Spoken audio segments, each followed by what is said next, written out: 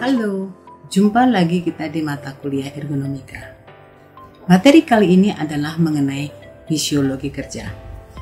Bila kita membahas mengenai fisiologi kerja, maka kita akan membahas tentang metabolisme tubuh kita. Setelah kita mempelajari antropometri dan biomekanika, bagaimana sistem dan tulang otot kita bekerja menghadapi beban kerja, bahkan beban kerja yang berlebihan, postur kerja yang salah, kemudian postur kerja yang canggung, bagaimana kita menghandle pekerjaan dari waktu ke waktu dalam waktu yang lama, dan kerjaan berulang. Maka kali ini berkaitan dengan fisiologi kerja, kita akan membahas bagaimana kelelahan itu muncul pada saat kita bekerja. Dengan menggunakan prinsip-prinsip kerja antropometri, kita dapat memperoleh kenyamanan fisik di tempat kerja. Di sisi lain, bila tidak mendapatkan kenyamanan tersebut dan tidak mempertimbangkan aspek fisik atau persyaratan fisik ini, maka dapat menimbulkan postur kerja yang buruk yang menyebabkan kelelahan, produktivitas menurun, atau bahkan bisa menyebabkan cedera. Stres merupakan suatu pengalaman emosional negatif yang disertai perubahan biokimia, fisiologi, kognitif, dan perilaku untuk merubah stres atau menyesuaikan diri terhadap stres. Lazarus dan Voltman mendefinisikan stres sebagai hasil dari ketidakseimbangan antara tuntutan atau demand dan sumber daya atau resource yang tersedia. Hal ini bersifat subjektif dan selalu ada pada setiap individu yang tidak mampu mengatasi tuntutan yang terdapat di lingkungan. Sumber stres atau stresor merupakan pengalaman yang menginduksi stres yang berasal dari lingkungan sekitar manusia. Sumber stres dapat berupa tuntutan psikologis atau psikososial maupun sumber stres fisik.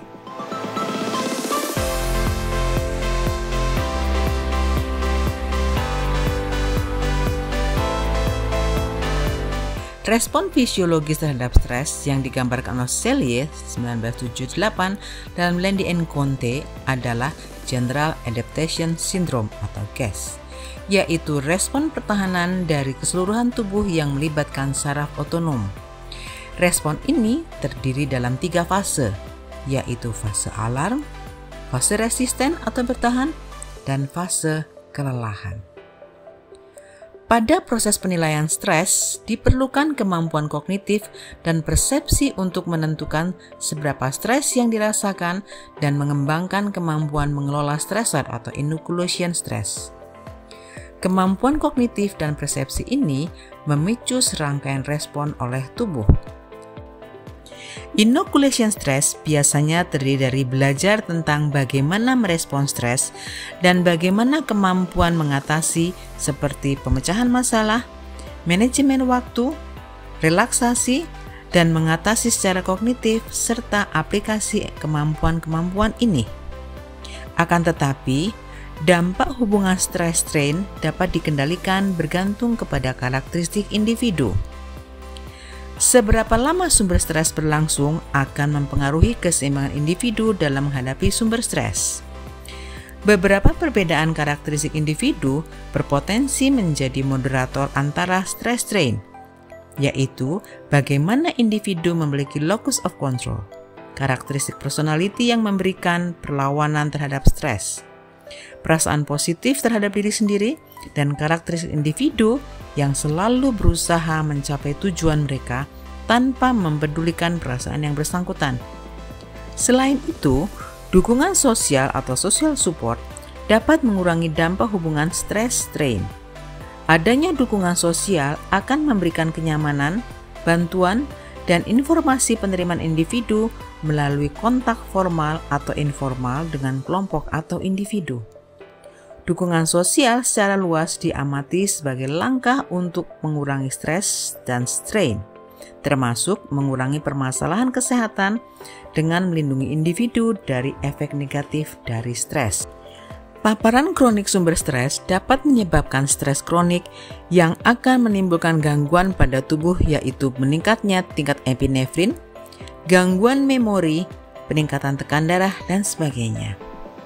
Korelasi antara stres kerja dan dampak negatif terhadap kesehatan memiliki konsekuensi stres yang negatif, yaitu Konsekuensi stres secara fisiologis yaitu depresi, anxiety, burnout, masalah keluarga, masalah tidur, dan kepuasan kerja.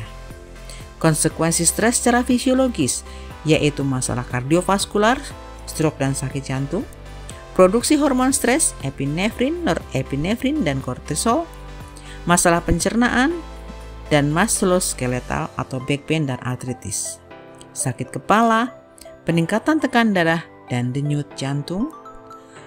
Kemudian konsekuensi stres terhadap perilaku, yaitu masalah ketidakhadiran, keterlambatan dalam bekerja, penggunaan obat-obatan, alkohol, tembakau, kecelakaan kerja, sabotase atau kekerasan, kesalahan dalam pengambilan keputusan, yaitu adalah proses dari information processing, serta penurunan performansi kerja atau turnover. Ketika tubuh terpapar suatu keadaan yang dianggap mengancam atau stresor, maka terjadi respon stres untuk menghadapinya. Perhatikan bagaimana respon tubuh sesaat setelah Anda menghadapi stresor. Respon stres melakukan pertahanan terhadap kondisi tersebut dengan respon awal yaitu respon fight or flight. Pada respon ini terjadi peningkatan aktivitas simpatik untuk menstimulasi kelenjar medula adrenal sehingga terjadi pelepasan epinefrin dan norepinefrin. Pendekatan fisiologis mendefinisikan stres dalam hal efek fisiologis umum dari berbagai rangsangan ketidaknyamanan atau ketidakamanan dan sebagai respon terhadap lingkungan yang mengancam.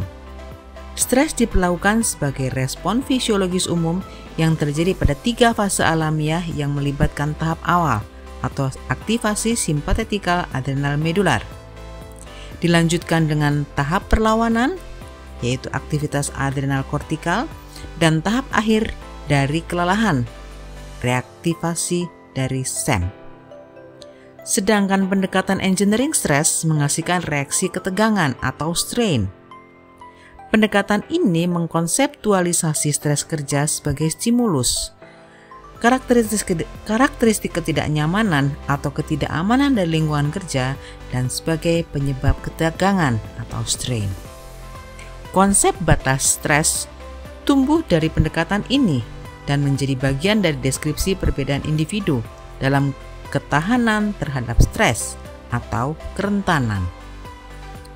Stres yang berkepanjangan akan mempengaruhi proses dalam central nervous system atau sistem saraf pusat, dan respon ini berdampak pada proses fisik sebagai proses untuk resisten atau strain, atau dikenal dengan istilah respon fight or flight.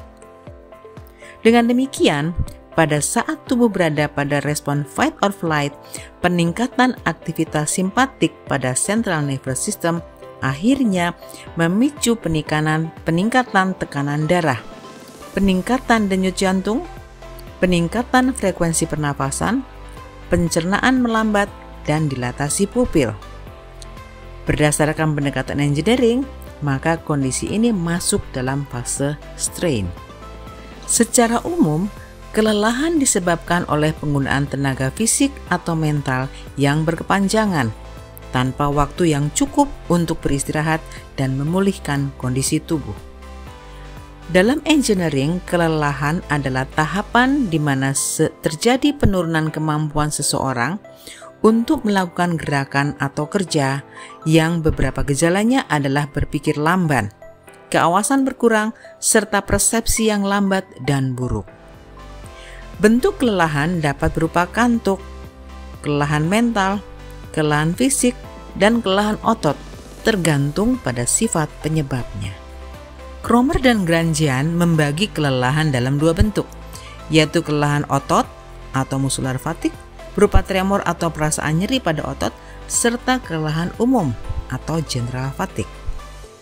2 tipe kelelahan dari kelelahan umum adalah kelelahan mental dan kelelahan saraf, dengan gejala yang berkaitan dengan pemrosesan informasi atau stimulus menjadi keputusan. Oleh karena itu, maka kelelahan mental adalah kelelahan yang berkaitan dengan performansi atau pemrosesan informasi atau stimulus menjadi sebuah keputusan sebagai proses kognitif.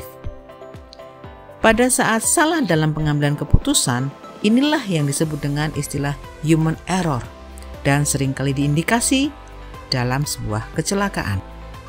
Secara umum, kelelahan terjadi pada saat kapasitas tubuh tidak lebih besar dari tuntutan kerja atau demand. Manusia memiliki kapasitas terbatas. Sebagai contoh, tubuh memiliki kapasitas yang sangat terbatas untuk menyimpan oksigen. Sementara karbohidrat dan asam lemak dipecah, akhirnya menjadi karbon dioksida dan air, dan energi dilepas untuk membentuk ATP. Energi untuk kontraksi otot dan banyak proses tubuh lainnya berasal dari pemecahan zat yang dikenal dengan adenosin trifosfat atau ATP. Karbohidrat dan asam lemak yang digunakan oleh mitokondria berasal dari makanan yang kita makan, yang diperoleh dari aliran darah atau dari simpanan otot atau hati. Oksigen diperoleh dari darah yang memberikan ventilasi pada paru-paru dan diangkut ke seluruh bagian tubuh oleh darah. Pada metabolisme anaerobik glukosa. Dalam proses anaerobik, asam laktat diproduksi sebagai produk sampingan yang menyebabkan otot terbakar karena kelelahan. Asam laktat selanjutnya akan terakumulasi dalam otot-otot yang bekerja dan tidak hilang melalui darah. Akhirnya, kekurangan energi, kekurangan bahan bakar, dan akumulasi asam laktat pada otot menyebabkan kelelahan dan terhentinya pekerjaan. Demikian pula dengan kapasitas jantung kita yang bertugas mentransfer darah ke seluruh tubuh. Di dalam darah, sel darah merah membawa oksigen yang dibutuhkan jantung untuk berdetak, otak berfungsi, dan otot untuk bekerja. Darah membawa oksigen dari paru-paru ke sel-sel yang mengkonsumsinya. Darah juga membawa karbon dioksida ke paru-paru untuk dikeluarkan. Asam laktat ke hati dan ginjal untuk diproses, dan air ke kulit dan paru-paru untuk pembuangan panas. Aliran darah dilakukan oleh jantung, sebuah pompa yang berdetak atau disebut dengan laju kontraksi, seringkali dijadikan indikator beban kerja seluruh tubuh. Oleh karena itu, detak jantung dapat menjadi salah satu pengukuran beban kerja fisik. Masing-masing bagian jantung memiliki ruang depan atrium yang membuka ke dalam ruang ventrikel untuk bekerja sebagai pompa. Darah mengalir dari vena utama ke atrium, kemudian bergerak melalui katup yang terbuka ke dalam ventrikel. Otot-otot di sekitar ventrikel menekannya setelah katupnya tertutup. Inilah yang disebut dengan sistol. Ketika tekanan internal sama dengan tekanan di aorta, katup keluar terbuka sehingga ventrikel dapat mengeluarkan darah bertekanan ke dalam aorta yang merupakan arteri utama. Sisi kiri jantung mendorong darah ke dalam sistem sistemik. Di sisi jantung kanan mendorong darah ke dalam sistem paru.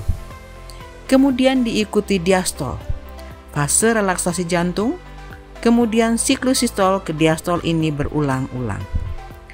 Kejadian di separuh jantung serupa, namun sisi kanan menghasilkan tekanan di arteri pulmonalis yang hanya sekitar 1/5 tekanan yang dihasilkan jantung kiri di arteri sistemik. Sistem kendali intrinsik jantung beroperasi tanpa pengaruh eksternal saat istirahat dengan kecepatan 50-70 detak per menit, tergantung individu. Perubahan kerja jantung berasal dari sistem saraf pusat melalui sistem saraf otonom. Stimulasi untuk meningkatkan kerja jantung datang melalui sistem simpatis, sebagian besar dengan meningkatkan denyut jantung, kekuatan kontraksi jantung, dan aliran darah melalui pembuluh darah koroner yang menyuplai otot jantung. Sistem parasimpatis menyebabkan penurunan aktivitas jantung, khususnya penurunan denyut jantung melalui melemahnya kontraksi otot atrium, memperlambat konduksi impuls atau memperpanjang jeda antara kontraksi atrium dan ventrikel, dan penurunan aliran darah melalui pembuluh darah koroner. Sistem parasimpatis dominan selama waktu istirahat. Tindakan terkoordinasi dari sistem saraf simpatis dan parasimpatis adalah contoh lain dari pengendalian oleh dua sistem yang berlawanan.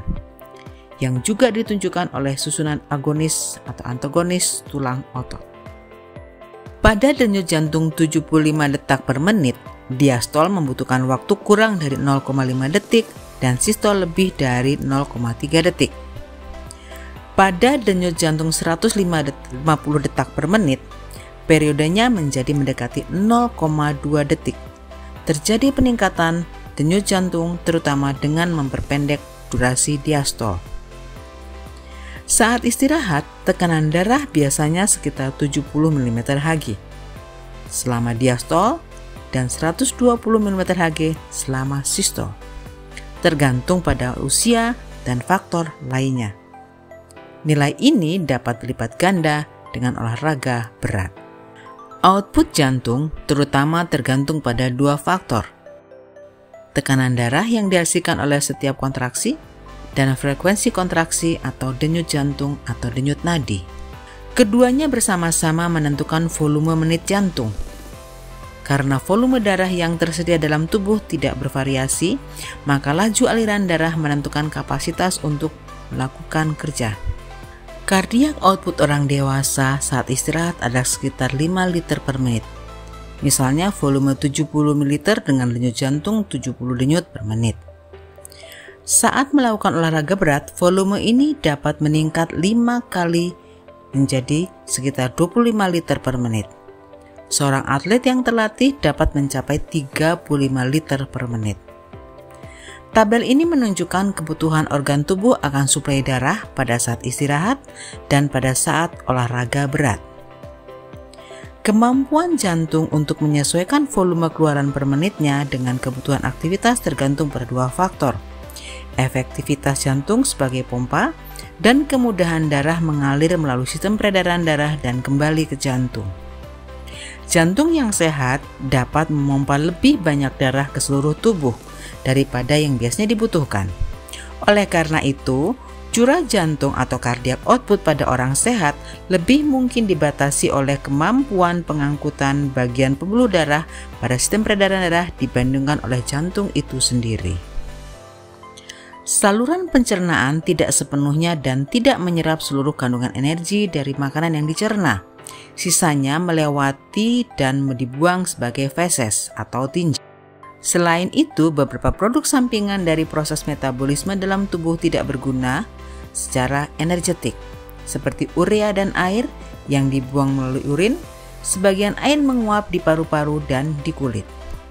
Sebagian dari hasil awal konsumsi energi yang diasimilasi atau dicerna dan diserap menjadi masukan bersih energi yang digunakan tubuh dengan cara yang berbeda-beda. Beberapa bahan yang dicerna berfungsi sebagai bahan penyusun untuk mensintesis komponen yang lebih kompleks, terutama selama pertumbuhan dan sebagai pengganti sel. Energi lainnya disimpan dalam sel untuk digunakan selanjutnya sebagai sekresi seperti air liur dan keringat yang mengandung sejumlah energi. Aktivitas biokimia yang membutuhkan energi, contohnya adalah bahwa energi tersebut berasal dari pemutusan ikatan pada molekul ATP yang berenergi tinggi. Energi yang dibebaskan memungkinkan terjadinya kontraksi otot yang diperlukan untuk melakukan kerja pada suatu benda di luar tubuh. Dalam tubuh manusia, keseimbangan antara masukan energi bersih dan keluaran dapat direpresentasikan dengan dan sedikit disederhanakan dengan persamaan berikut ini, di mana M adalah energi metabolik yang dihasilkan. Energi ini terbagi menjadi energi panas, dihasilkan oleh tubuh sebagai bagian dari upaya otot serta pemeliharaan dasar fungsi tubuh, yang kemudian harus dibuang oleh tubuh ke lingkungan luar. Kerja atau olahraga yang dilakukan dan simpanan energi dalam tubuh yang akan dilabel positif jika bertambah, negatif jika berkurang. Dengan asumsi bahwa tidak ada perubahan dalam penyimpanan energi dan tidak ada panas bersih yang diperoleh atau hilang dari lingkungan, misalnya melalui radiasi atau konveksi oleh lingkungan yang panas atau dingin, persamaan keseimbangan energi disederhanakan menjadi Efisiensi energi manusia atau efisiensi kerja adalah perbandingan antara kerja yang dilakukan dengan masukan energi. Dalam aktivitas sehari-hari hanya sekitar 5% atau kurang dari masukan energi yang diubah menjadi kerja, yang merupakan energi berguna disalurkan ke objek luar. Atlet yang sangat terlatih dapat mencapai dalam kondisi yang ini sampai dengan 25%, bahkan mungkin lebih. Tentu saja, tubuh melakukan konversi dengan cara sebagian besar energinya diubah menjadi panas. Otot rangka mampu mengubah energi kimia menjadi energi fisik. Dari keadaan istirahat, otot dapat meningkatkan pembangkitan energi sehingga 50 kali lipat.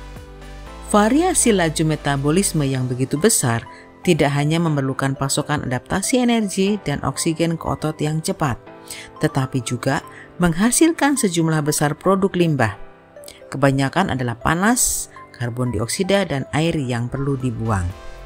Jadi, saat melakukan pekerjaan fisik, kemampuan tubuh untuk mempertahankan keseimbangan internal atau homeostasis sangat bergantung pada koordinasi fungsi sistem peredaran darah dan pernafasan. Sistem tersebut menyuplai otot yang terlibat dengan membawa energi dan oksigen serta membuang limbah dan panas.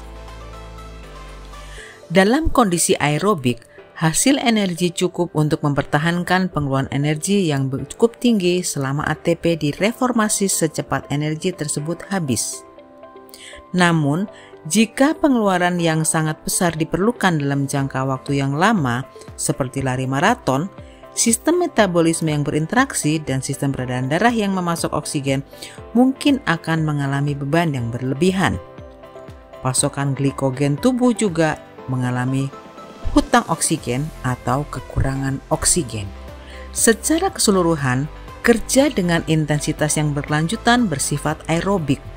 Meskipun sebagian besar tahap peralihan dalam reaksi metabolik sebenarnya bersifat anaerobik. Misalnya, pemecahan glukosa mula-mula bersifat anaerobik, diikuti oleh fase aerobik. Oksigen diperlukan untuk metabolisme lengkap dari glukosa.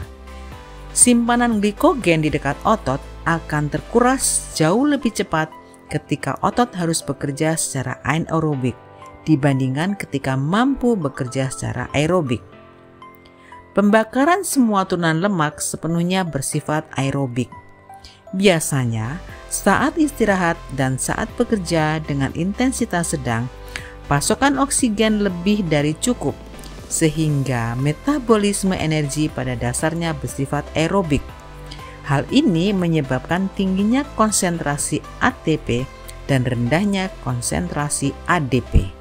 Ketika tubuh melakukan pekerjaan, konsumsi oksigen dan produksi CO2 berkorelasi langsung dengan produksi energi metabolik yang terkait. Asupan oksigen atau pengambilan adalah volume oksigen per menit pada kondisi atmosfer tertentu yang diserap dari udara dan dihirup.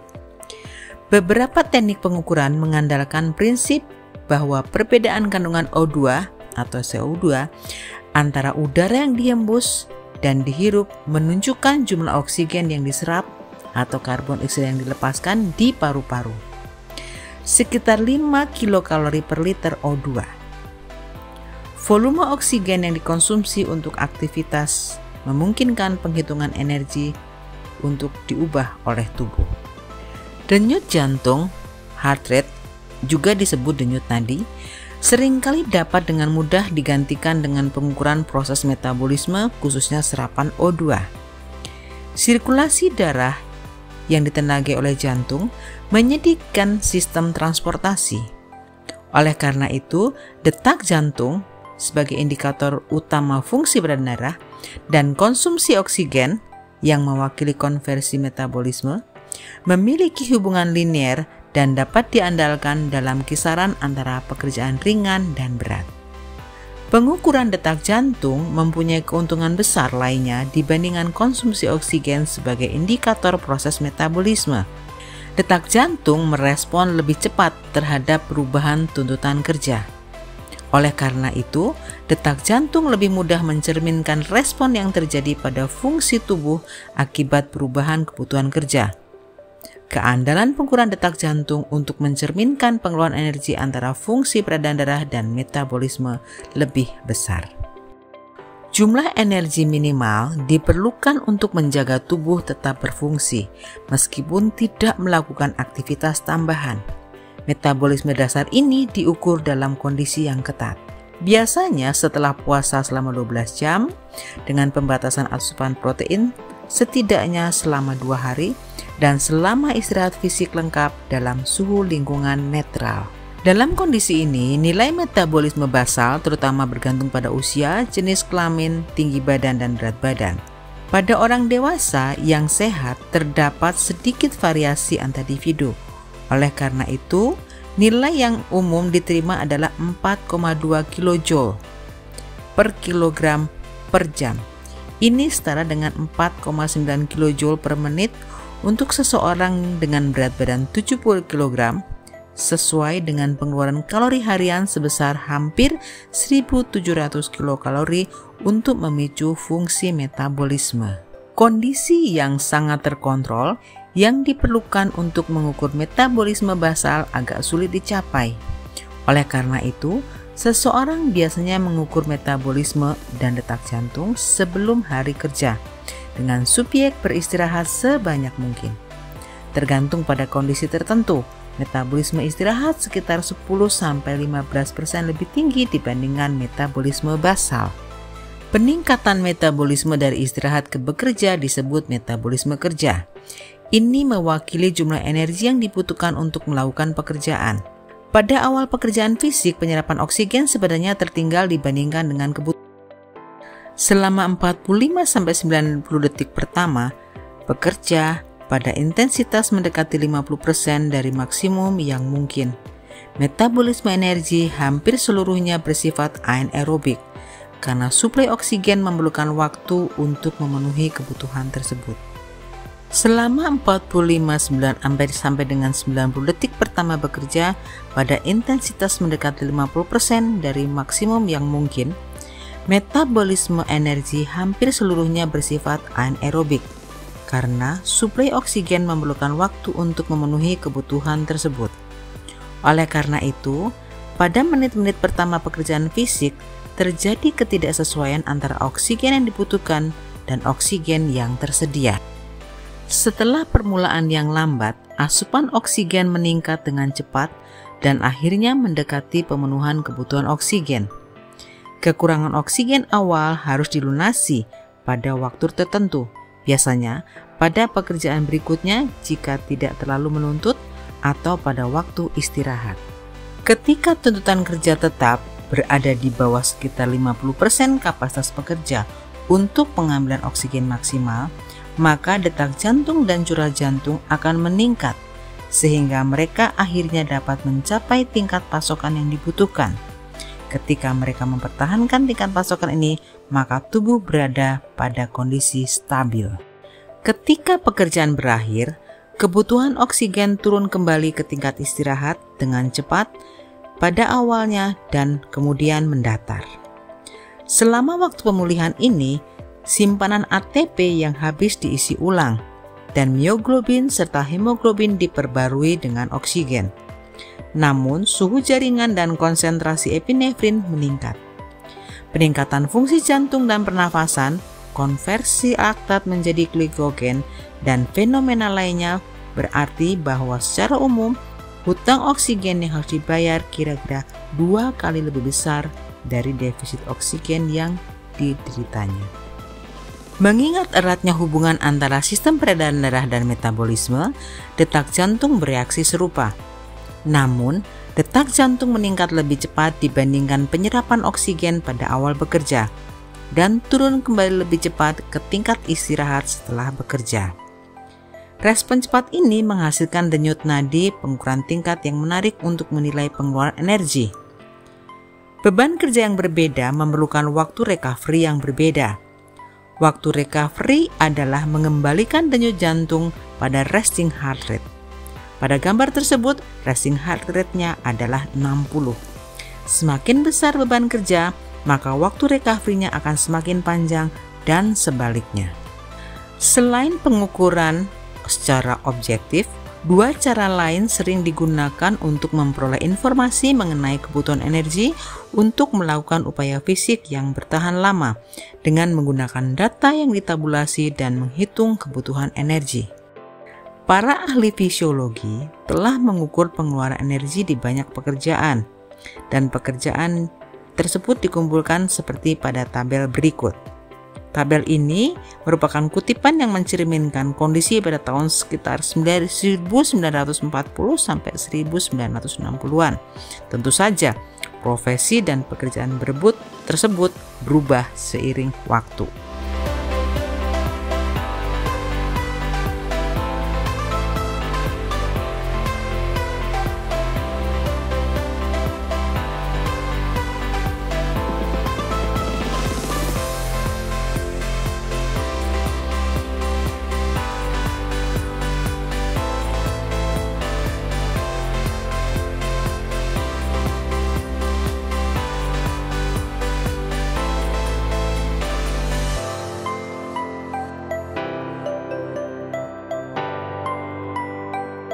Jika beban kerja membebani kapasitas metabolik, yaitu peredaran darah, pernafasan, dan otot seorang pekerja, maka orang tersebut harus menghentikan upaya tersebut atau menghentikan pekerjaannya. Namun, jika penyerapan oksigen, detak jantung, curah jantung, ventilasi, sirkulasi, dan fungsi lainnya dapat menunjang pekerjaan yang sedang berlangsung, maka tuntutan badan kerja dalam kondisi stabil akan tercapai. Pada pekerjaan yang melebihi tuntutan atau kondisi stabil, maka diperlukan lebih banyak istirahat. Istirahat ini diberikan sebelum pekerja mencapai batas kapasitas maksimal sebelum waktu kerjanya habis. Kemampuan tubuh manusia untuk melakukan pekerjaan bergantung pada kemampuannya untuk menghasilkan tingkat energi yang bervariasi selama beberapa periode waktu. Kemampuan ini ditentukan oleh kapasitas individu untuk menghasilkan energi, terutama fisik, kesehatan, dan keterampilan, oleh otot dan neuromuskular, karakteristik fungsi seperti kekuatan otot dan koordinasi gerak, oleh faktor psikologis seperti motivasi, dan oleh lingkungan termal. Bila kita membahas mengenai biomekanika, bagaimana pembebanan pada tulang dan otot, maka pada saat kita berada dalam kondisi pembebanan dalam waktu lama dan tubuh tidak berusaha untuk bertahan, maka kita akan masuk kondisi lelah. Aliran darah dapat membawa oksigen yang diperlukan oleh produksi ATP aerobik dan membuang produk sampingan dari proses metabolisme pada otot yang bekerja, sehingga memainkan peran penting dalam pemeliharaan pengeluaran tenaga. Kontraksi volunteer otot meningkat, tekanan darah arteri rata-rata juga menjadi meningkat, yang akibatnya menurunkan aliran darah bersih ke otot yang bekerja dan menyebabkan kelelahan. Kelelahan otot adalah penurunan kekuatan maksimal yang dapat dihasilkan oleh otot-otot yang terlibat. Dan kelelahan ini berkembang secara bertahap segera setelah dimulainya aktivitas fisik yang berkelanjutan. Kelelahan otot didefinisikan sebagai penurunan kekuatan maksimal atau produksi tenaga sebagai respon terhadap aktivitas kontraktil. Ini dapat berasal dari berbagai tingkat jalur motorik dan biasanya dibagi menjadi komponen sentral dan perifer. Kelelahan perifer disebabkan oleh perubahan pada atau distal sambungan neuromuskular. Kelelahan sentral berasal dari sistem saraf pusat atau central nervous system yang menurunkan dorongan saraf ke otot. Kelelahan adalah gejala umum non-spesifik yang dialami banyak orang dan berhubungan dengan kondisi kesehatan. Sering kali didefinisikan sebagai rasa lelah yang luar biasa, kekurangan energi dan rasa lelah. Kelelahan berkaitan dengan kesulitan dalam melakukan tugas-tugas. Dengan demikian, maka kelelahan dapat berdampak pada pelambanan otot serta kesalahan dalam pengambilan keputusan.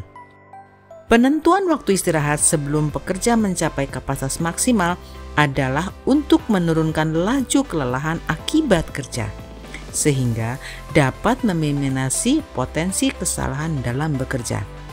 Atau dengan kata lain, penentuan istirahat kerja adalah salah satu upaya untuk meningkatkan keandalan pekerja, yaitu mengurangi potensi melakukan kesalahan. Dengan hubungan linear antara detak jantung dan penggunaan energi, seseorang secara umum dapat menggunakan detak jantung untuk menentukan beratnya pekerjaan. Tentu saja, label deskriptif dengan sebagai ringan atau mudah atau berat mencerminkan penilaian individu yang sangat bergantung pada apa konsep sosioekonomi saat ini tentang apa yang diperbolehkan, apakah dapat diterima, apakah nyaman atau sulit. Tergantung pada situasinya. Mungkin ada beragam pendapat tentang beberapa pekerjaan menuntutnya suatu pekerjaan secara fisik. Tergantung pada situasinya, mungkin ada beragam pendapat tentang seberapa menuntutnya suatu pekerjaan secara fisik. Pekerjaan ringan dikaitkan dengan pengeluaran energi yang agak kecil, sekitar 10 kJ per menit, termasuk laju basal, dan detak jantung sekitar 90 beat per menit. Pada tingkat pekerjaan ini, oksigen tersedia dalam darah dari glikogen pada tingkat yang sama. Otot cukup memenuhi kebutuhan otot bekerja. Selama kerja sedang, dengan kecepatan sekitar 20 kJ per menit atau 100 beat per menit, kebutuhan oksigen pada otot yang bekerja masih terpenuhi. Dan asam laktat yang awalnya diproduksi disintesis kembali menjadi glikogen selama aktivitas. Selama pekerjaan berat dengan kecepatan sekitar 30 kJ per menit atau 120 beat per menit, oksigen yang cukup masih tersedia jika orang tersebut sehat secara fisik dan terlatih untuk melakukan pekerjaan tersebut. Namun, kelebihan asam laktat yang dihasilkan selama menit-menit awal pekerjaan tetap ada hingga akhirnya masa kerja, hanya untuk dikurangi kembali ke tingkat normal setelah penghentian pekerjaan. Dalam pekerjaan ringan, sedang, dan bahkan berat, fungsi metabolik dan fisiologis lainnya dapat mencapai kondisi tetap sepanjang masa kerja, asalkan orang tersebut mampu dan terlatih. Hal ini tidak terjadi pada pekerjaan yang sangat berat, di mana pengeluaran energi sekitar 40 kJ dan detak jantung sekitar 140 beat per menit. Di sini defisit oksigen awal meningkat sepanjang durasi kerja, sehingga diperlukan waktu istirahat intermiten atau bahkan memaksa orang itu untuk berhenti bekerja sama sekali. Dengan pengeluaran energi mencapai 50 kJ per menit, terkait dengan detak jantung 160 beat per menit atau lebih tinggi, defisit oksigen dan akumulasi produk sampingan dari proses biokimia sedemikian besar terjadi, sehingga diperlukan waktu istirahat yang sering. Bahkan orang yang sangat terlatih sekalipun dan berkemampuan mungkin tidak mampu untuk melakukan pekerjaan ini sepanjang shift kerja penuh. Penyerapan oksigen maksimal seseorang memberikan ukuran upaya yang dipersonalisasi. Pekerjaan yang memerlukan 30-40% dari penyerapan maksimal seseorang dapat dilakukan selama 8 jam. Namun jika pekerjaan tersebut memerlukan 50% atau lebih, kelelahan mungkin akan terjadi.